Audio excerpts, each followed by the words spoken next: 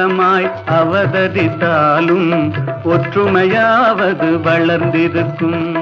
காற்றாய் நெருப்பாய் நீராயிருந்தால் கடுகளவாவது பயனிருக்கும்.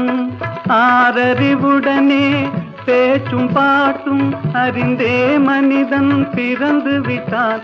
அந்த ஆறாம் அறிவை தேரா அறிவாய் அவனே வெளியில் விட்டு விட்டான்.